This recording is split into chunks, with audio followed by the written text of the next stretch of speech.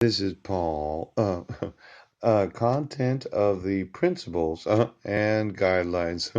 The United Nations General Assembly adopted the basic principles and guidelines on the right to a remedy and reparation for victims of gross violations of international human rights law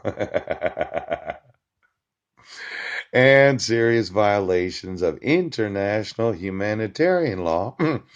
In December of 2005.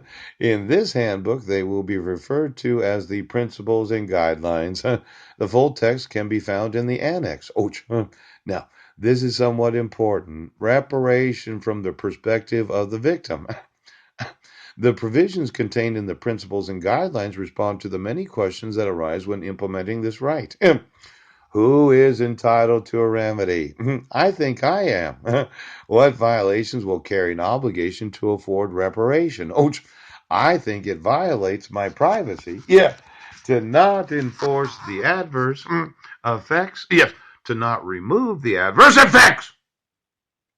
Now, does remedial justice demand the prosecution and punishment of those responsible for the violations?